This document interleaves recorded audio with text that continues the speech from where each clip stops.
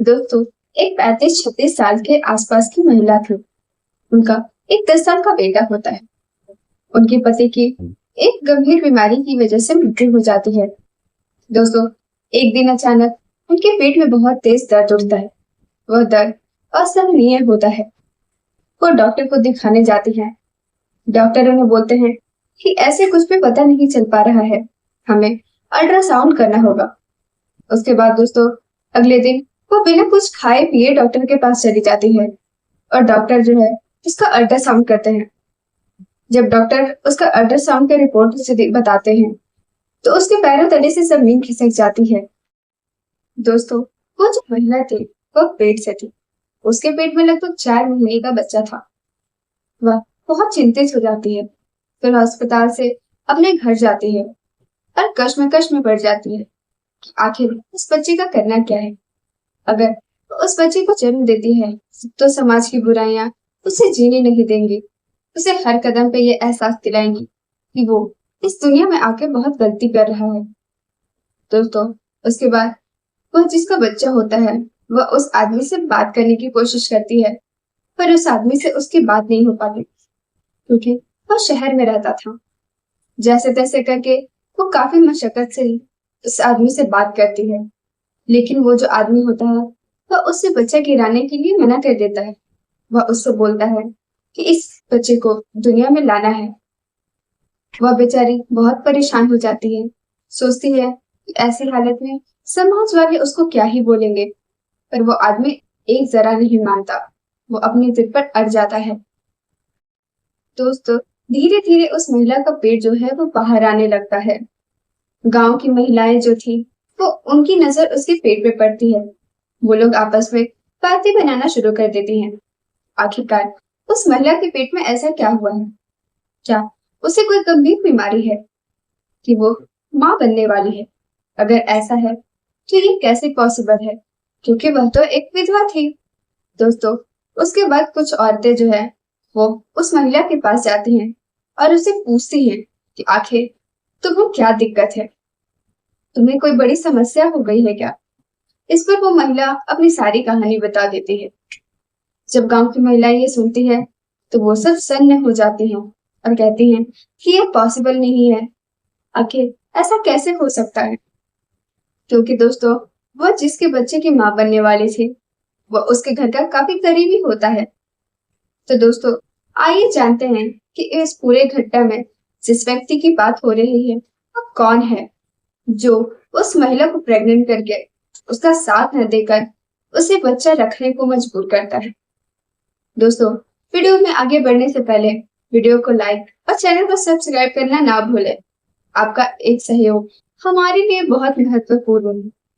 दोस्तों, आज की यह कहानी पश्चिम बंगाल के लोधनपुर की है। वहाँ एक महिला रहा करती थी जिसका नाम सुनीता था। सुनीता की उम्र लगभग 35 साल थी। दोस्तों, सुनीता के पति का नाम पप्पू था।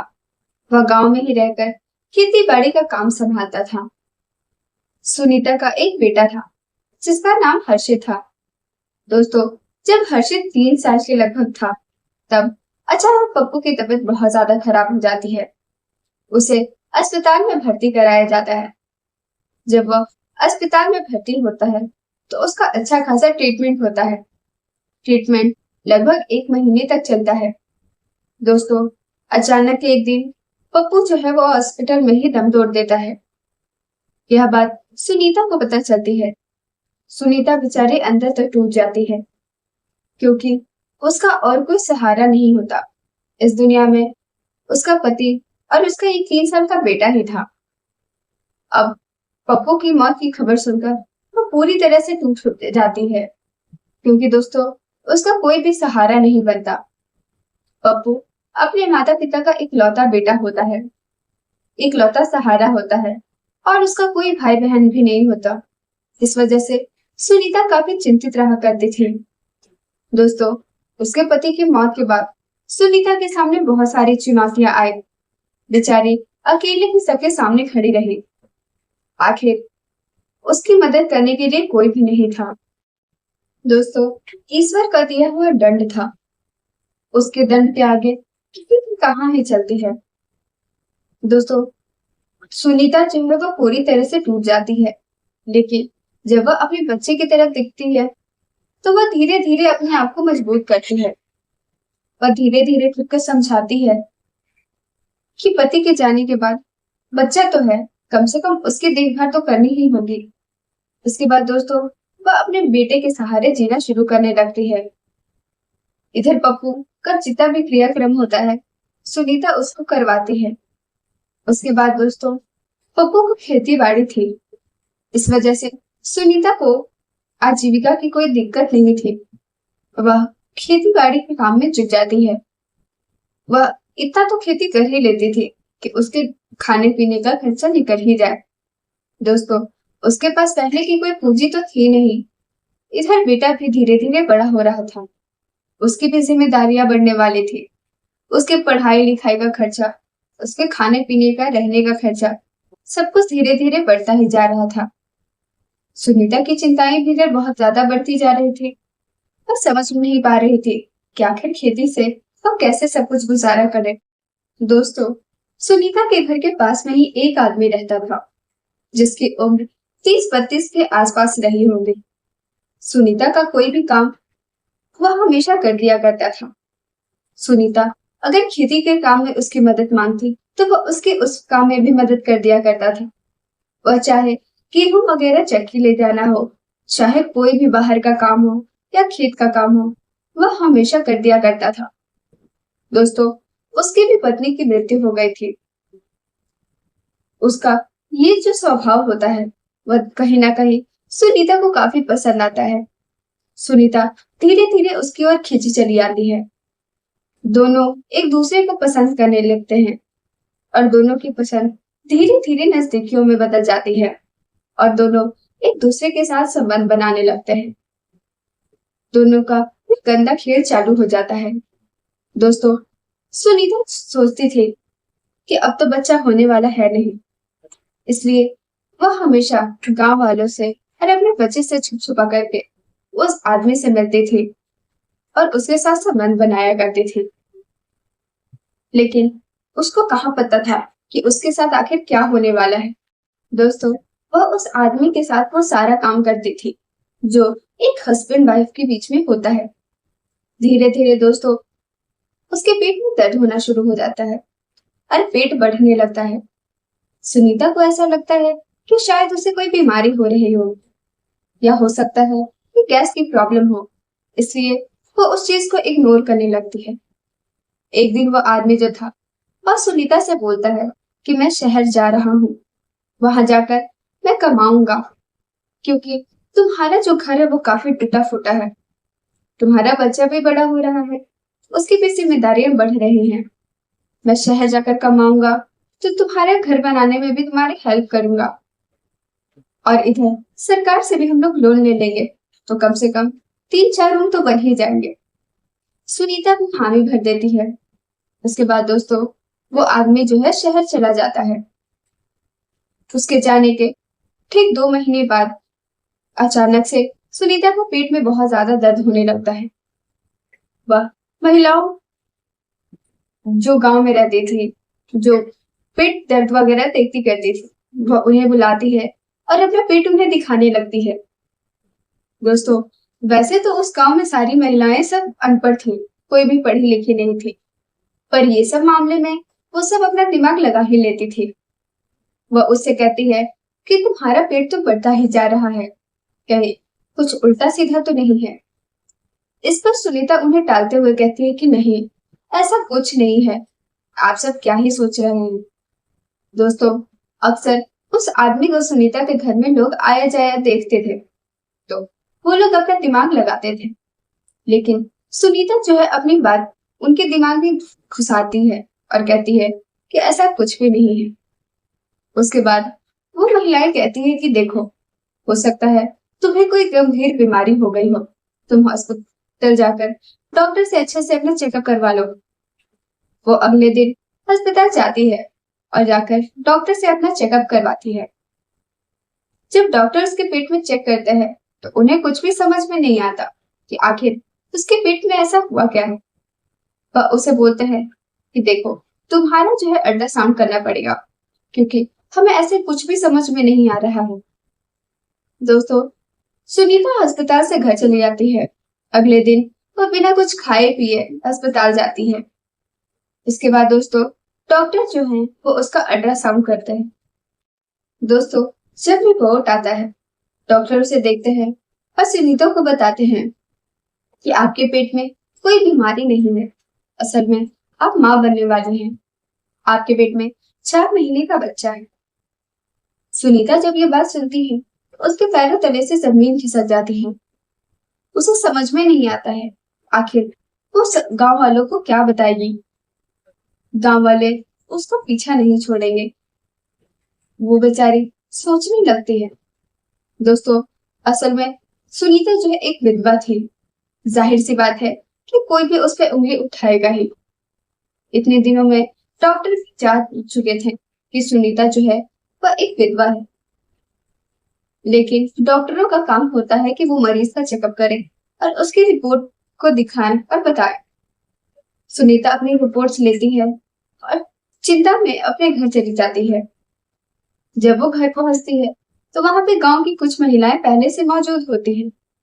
वह उससे पूछने लगती है कि सुनीता, आखिर तुम्हें क्या हुआ है? डॉक्टर ने क्या कहा? सुनीता उन्हें बताती है कि डॉक्टरों ने कहा है कि मेरे पेट में ट्यूमर हो गया है और इसी की वजह से मेरा पेट जो है धीरे धीरे बढ़ता जा रहा है। गांव की महिलाएं सीधी सादी थी। वो सब सुनीता की बातों में आ जाती हैं। दोस्तों, दरअसल ट्यूमर सच में जब होता है तो धीरे धीरे पेट जो है वो बढ़ता जाता है, इसलिए वो सब भी उतना दिमाग नहीं लगाती। उनके जाने के बाद सुनीता जो है वो बौखला सी जाती है। वह उस आदमी को कॉल लगाने लगती है जिस पर उसे शंका होता है कि यह उसी का बच्चा है। लेकिन दोस्तों, उस आदमी का कॉल लग नहीं रहा था क्योंकि वो तो शहर में था, वह अपना काम कर रहा था। दोस्तों, जरूरी तो नहीं कि वो बेचारा फ्री ही हो, क्योंकि वो शहर काम करने गया था तो हो सकता है कि वो काम में बिजी हो। इधर सुनीता भी बार बार उसे कॉल मिला रही थी।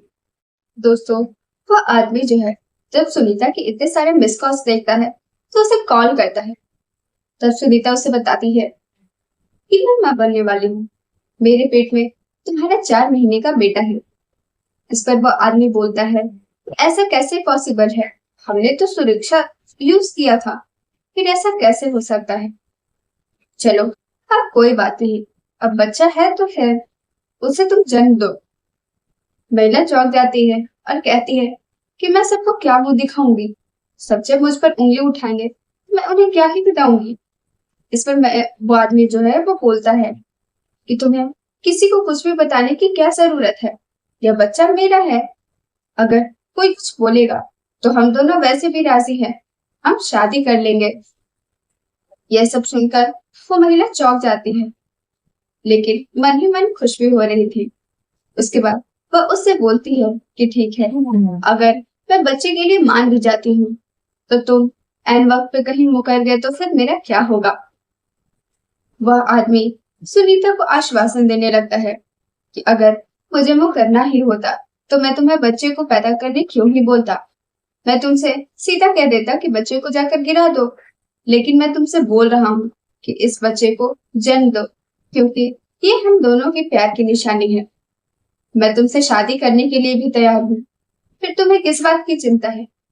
इस पर सुनीता बोलती है कि ठीक है। उसके बाद वो फोन रख देता है क्योंकि उसे काम होता है। सुनीता इधर मन ही मन खुश हो रही थी। वो कह रही थी कि चलो अच्छा है, कम से कम वो आदमी अपनी जिम्मेदारी उठाने को तो तैयार है। इसके बाद दोस्तों, धीरे धीरे उसका पेट बढ़ता जाता है और आखिरकार 9वां महीना आ जाता है।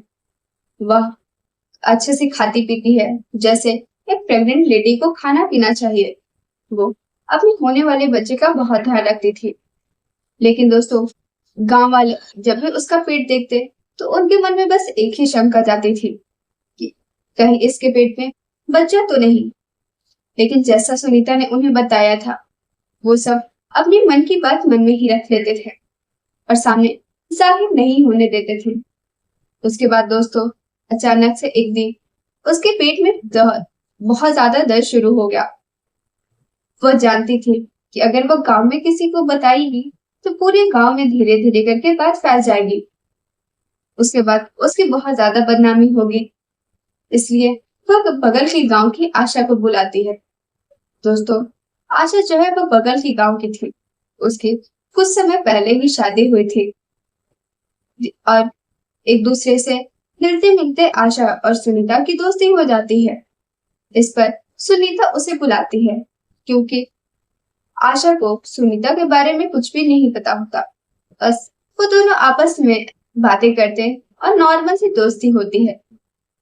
दोस्तों, आशा जो है वो एम्बुलेंस के साथ सुनीता के घर के बाहर आती है। गांव वाले जब सुनीता के घर के बाहर एम्बुलेंस देखते हैं तो वो सब देखने आते हैं कि आखिर सुनीता को हुआ क्या है। इस पर सुनीता जो है वो घर से जल्दी जल्दी निकलती है और एम्बुलेंस में जाकर लेट जाती है। गांव वाले देख नहीं पाते कि आखिर उसे हुआ क्या है। और उसके बाद दोस्तों, सरकार वो एम्बुलेंस जो है वो सरकारी हॉस्पिटल तक पहुंचती है। दोस्तों, उसके बाद वहां जितने भी स्टाफ होते हैं वो जल्दी जल्दी से सुनीता को अंदर लेकर जाते हैं। उसके बाद डॉक्टर आते हैं और इसका ट्रीटमेंट होने लगता है। दोस्तों, काफी मशक्कत के बाद आखिरकार सुनीता का बच्चा होता है। सुनीता को एक बहुत ही प्यारा बेटा होता है। वह जब होश में आती है तो अपने बच्चे को देखती है। उसके बाद उस आदमी को कॉल लगाती है जो जिसका वो बच्चा होता है। वह उसे बताती है कि हमारा बेटा हुआ है। वह आदमी जब ये खबर सुनता है तो बहुत ज्यादा खुश होता है। वह कहता है कि पहले से तो हमारा एक बच्चा था ही, अब एक और हो गया।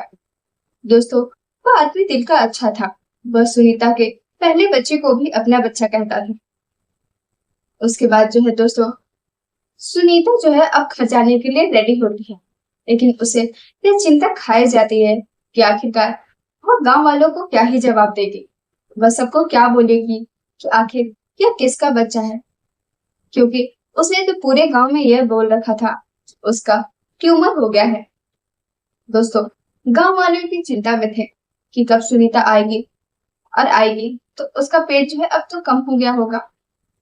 एम्बुलेंस आती है और उसमें से सुनीता उतरती है।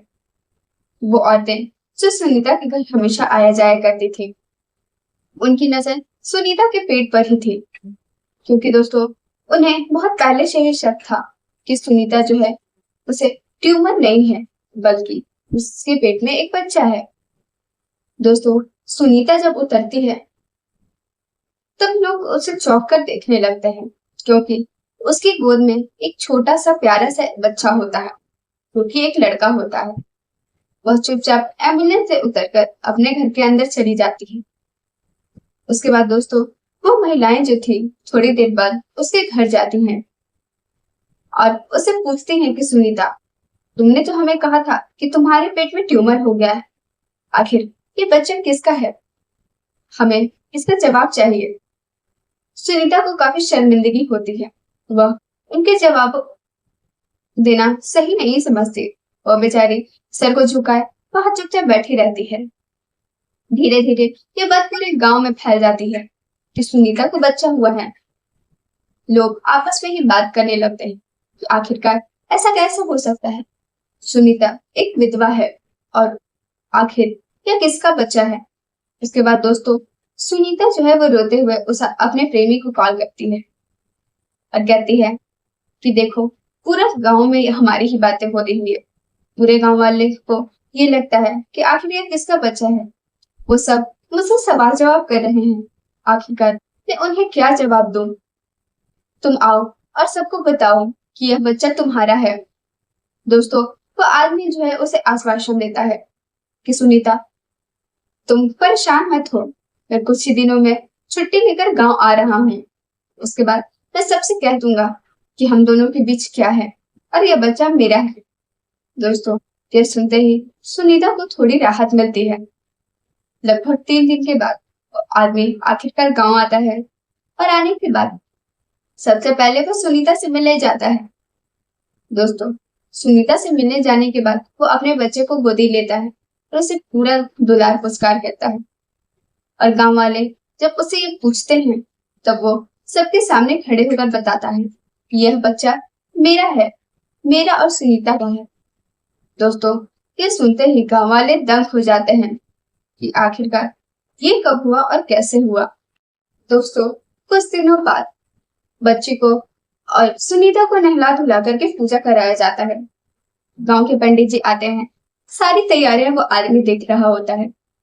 सुनीता जो है अपने मायके में भी बताती है, लेकिन उसके मायके वाले शर्मिंदगी महसूस करते हैं और उसकी वजह से कोई भी नहीं आता। दोस्तों, अब धीरे धीरे करके सारे लोग जुट जाते हैं। सब यह नोटिस करते हैं कि वह आदमी सारा काम अकेले संभाल रहा है। लेकिन वह सुनीता से पूछने लगते हैं कि सुनीता, आखिरकार अब तो बता दो कि आखिर तुम्हारे बच्चे का पिता कौन है। इस पर वो आदमी जो है सुनता है और चिल्लाकर सबको बोलने लगता है, इस बच्चे का बाप मैं हूँ। मैं और सुनीता लगभग 3 सालों से प्रेम संबंध में थे। यह बच्चा हमारा ही है। दोस्तों, दरअसल उस आदमी की पत्नी का मृत्यु हो गया था और उसका कोई बच्चा भी नहीं था। उसके बाद दोस्तों, धीरे धीरे सारे लोग बहुत खुश हो जाते हैं। उसमें से एक दादाजी बाहर निकलते हैं और कहते हैं कि मुझे तो पहले से ही शक था, क्योंकि सुनीता के घर पे आना जाना सिर्फ तुम्हारा ही रहता था और सुनीता किसी से बात भी नहीं करती थी। मुझे तो पहले से ही लग रहा था कि यह बच्चा होना हो तुम्हारा ही है। इस पर वो आदमी जो है गर्व से कहता है कि हाँ, यह बच्चा मेरा है। मैं सुनीता से बहुत प्यार करता हूँ। धीरे धीरे हमारी नजदीकियां बढ़ी। उसके बाद यह बच्चा, अगर मैं चाहता तो सुनीता को वो बच्चा गिराने को कह सकता था, लेकिन मेरा स्वभाव ऐसा नहीं है। मैं सुनीता से बहुत प्यार करता हूँ और मुझे उसे अपनाने में कोई भी दिक्कत नहीं है। दोस्तों, यह सब बात हो ही रही थी कि तभी उस आदमी के घर वाले आ जाते हैं और कहते हैं कि वाह बेटा, बहुत अच्छा कर रहा है तू। तुझे कोई और नहीं मिली थी, तुझे एक विधवा ही मिली थी क्या प्यार करने के लिए? तू अगर कहता तो तेरे लिए लड़कियों की लाइन लगा देते। तब वो लड़का जो है दोस्तों, उस लड़के का नाम मोहन होता है। उसकी उम्र 30 से 32 साल की होती है। वह जब अपने परिवार वालों के मुंह से यह सब सुनता है तो उसे बहुत गुस्सा आने लगता है और वह कहता है कि क्या विधवाओं को जीने का कोई अधिकार नहीं है? अगर मैंने इससे प्यार किया तो इसमें गलत क्या है? अगर आपकी बहू बेटियां होती और उनके साथ ऐसा होता तो क्या आप उनकी दूसरी शादी नहीं करवाते क्या? यही काम मैंने किया तो क्या ही गलत कर दिया? आखिर इसकी भी इच्छा है और मुझे ये दिल से पसंद है। हम दोनों एक दूसरे को दिल से पसंद करते हैं। हमें आपस में एक साथ रहने में कोई दिक्कत नहीं है। दोस्तों, वहां के जो लोग होते हैं वो मोहन के इस बात से बहुत खुश होते हैं और वह उसके लिए तालियां बजाने लगते हैं। दोस्तों, वह पूरे गांव वालों के सामने ऐलान करता है कि वह सुनीता से शादी करेगा। अब से सुनीता उसकी पत्नी है और सुनीता के पहले पति के साथ जो उसका बच्चा होता है वह उसे भी स्वीकार करेगा, वो भी पूरे दिल से। वह अपने बेटे की तरह उसे मानेगा।